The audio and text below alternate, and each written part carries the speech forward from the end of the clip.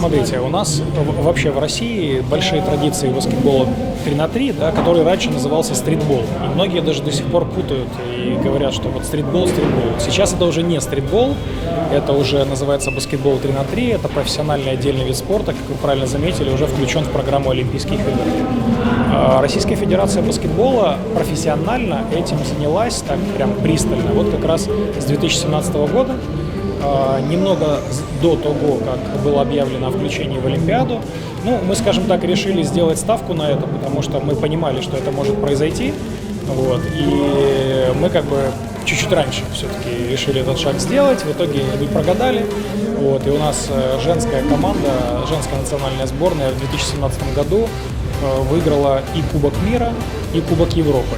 То есть в один год, это уникальный случай, такого не было еще пока, может быть, кто-нибудь повторит. Вот. И с 2017 года РФБ уже занимается, то есть на ваш вопрос-ответ достаточно серьезно. И более того, был Андрей Кириленко, президент Федерации баскетбола, был выбран председателем международной комиссии по баскетболу 3 на 3. То есть, таким образом, ФИБА, Международная федерация, она оценила вообще вклад РФБ в развитие именно этой дисциплины, что они попросили Андрея Геннадьевича, в общем, предложили ему, попросили его возглавить эту комиссию.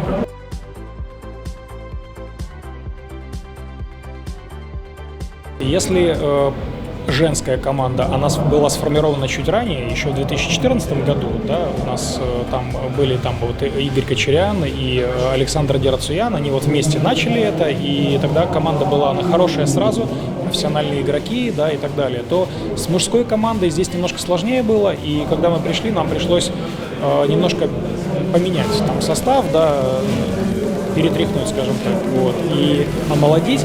И у нас сейчас в основном успехи связаны больше с молодежным. То есть мы сделали ставку на развитие молодежного 3 на 3 и уже переход вот этих новых молодых ребят во взрослый баскетбол, и, соответственно, они же стали уже и основной сборной. Вот, то есть у нас, какие успехи? У нас мужская сборная выиграла Европейские игры в 2019 году. Это очень престижный турнир. Она повторила свое достижение, потому что первые Европейские игры тоже выиграла сборная России. Это было в 2015 году в Азербайджане, в Баку.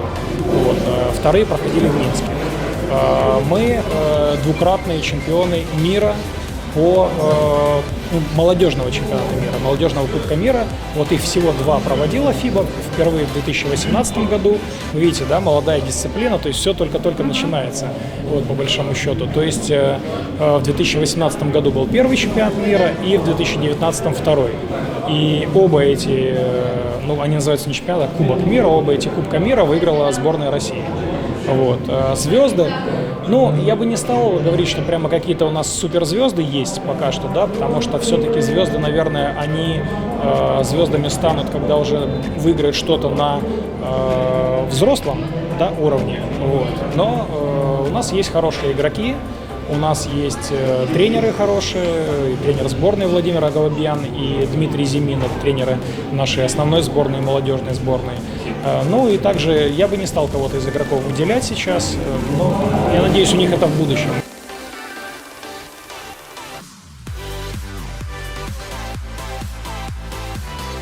Говоря откровенно, есть уже устоявшиеся сборные с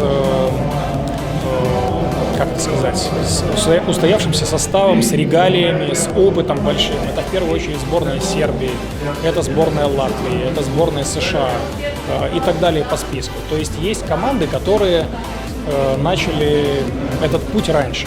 Вот. И, наверное, именно они будут являться фаворитами. Вот, если мы говорим про мужскую часть, да? Но это не значит, что не нужно бороться за золото, да? Потому что баскетбол 3 на 3 – это такая очень быстрая игра, и тут произойти может все, что угодно, и мы настраиваем свою команду только на победу в каждом турнире, в котором участвуем.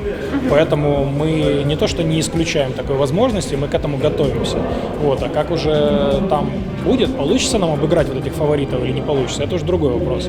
Женская команда у нас как раз входит в пул фаворитов, потому что девочки, они именитые, они уже с победами, и они входят в число тех команд, которые обязаны и будут бороться за золото.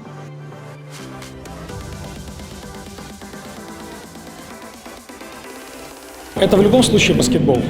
Вот, так или иначе, нет пока такого, и я думаю, что не будет, и, может быть, даже нет смысла, чтобы организовывались какие-то там детские школы отдельные 3 на 3, да, это все равно баскетбол, там все то же самое, это все элементы, обучение, оно то же самое, да, там другой мяч, да, там свои нюансы, там свои правила, это все диктуется уже игрой, но в то же время это, нельзя сказать, что вот это совершенно другая игра, да, есть свои нюансы, и к ним нужно привыкать. Поэтому они все из баскетбола 5 на 5, так или иначе. То есть это каждый игрок, он где-то прошел или спортивную школу, или просто на улице там где-то был. Но изначально люди играли в 5 на 5. Вот. Более интересен обратный вариант, потому что есть такие случаи, когда игроки, не то чтобы они из баскетбола 3 на 3, но они, например, не были игроками сборной, да, в 5 на 5. Потом они поиграли в 3 на 3, и уже через 3 на 3, через сборную 3 на 3 попали в сборную 5 на 5. Такое есть, у женщин. Например, Анна Лешковцева. Вот. Это игрок, который вначале был в сборной 3 на 3, а потом 5 на 5. То же самое Анастасия Лагунова. То есть есть примеры.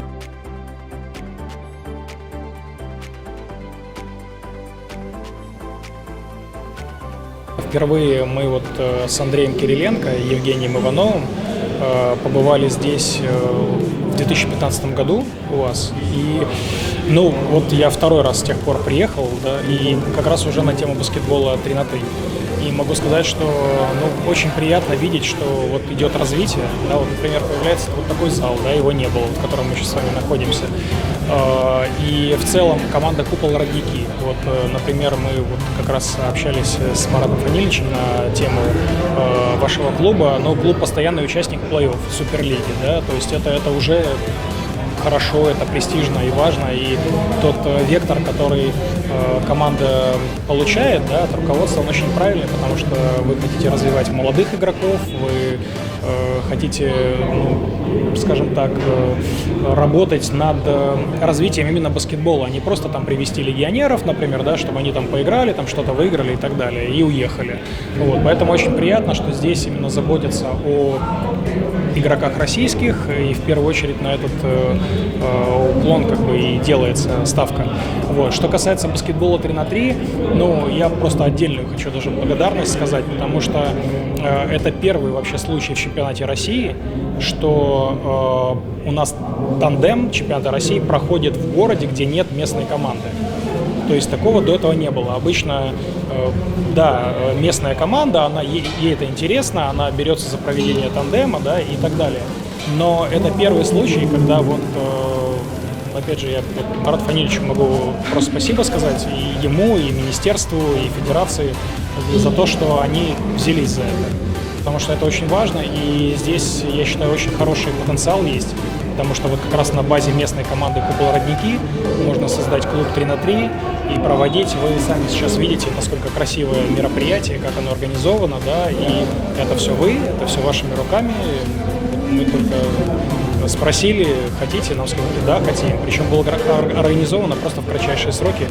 И там даже 2 недель, мне кажется, не прошло с того момента, когда ударили по рукам и сделали. Поэтому это просто уникальный случай вообще даже на нашем опыте, и мы надеемся, что это будет только развиваться. Это все открыто, просто сейчас система эта 3 на 3, она открытая. Это очень быстро можно как подняться, так и опуститься. В этом ее прелесть.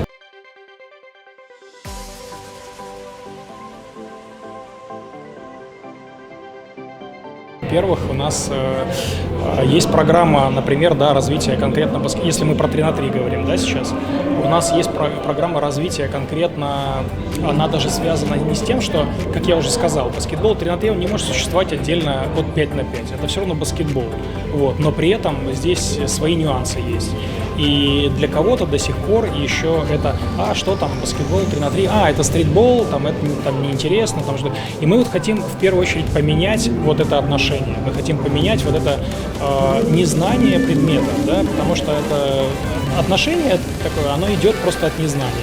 И мы как раз объясняем, какая существует мировая система, какое Россия занимает место в этой мировой системе. На сегодняшний день Россия 2 командами, и мужской, и женской, будет играть на первых в истории Олимпийских игр для баскетбола 3 на 3. Это очень престижно, учитывая то, какое маленькое количество команд там будет участвовать. 8 у мужчин и 8 у женщин, всего лишь 8 стран. Вот, и мы, ну вот, впереди пока. Вот, и мы занимаем первое место в комбинированном рейтинге до сих пор. Ну, то есть это все нужно рассказывать людям, это все нужно рассказывать и показывать. И как раз когда у вас вот люди тоже заинтересуются, уже в следующий раз будут знать, что есть такой турнир, чемпионат России, есть другие турниры.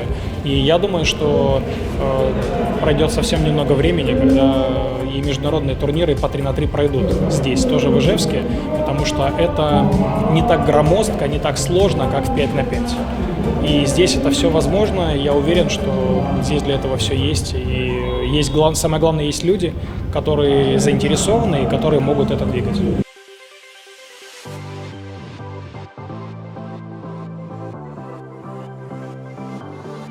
Забрать у них телефоны мобильные у всех и приставки компьютерные, и чтобы они пошли на улицу играть. Ну, как бы горькая шутка, а на самом деле, ну что, должно быть место для того, чтобы люди могли, да, то есть площадки уличные, есть, уже хорошо.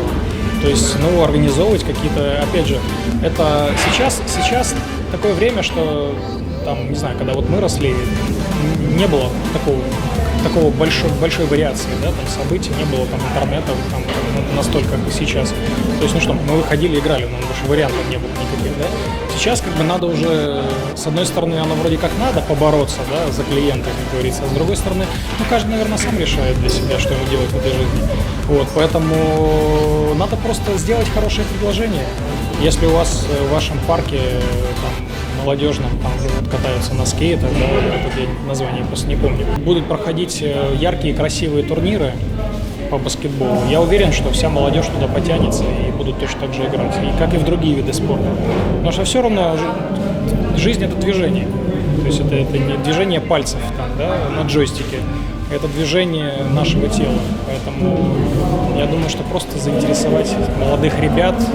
Опять же, ребенок — это что? Он видит что-то красивое, да, он слышит там какую-то музыку, идет туда, на эту площадку и играет.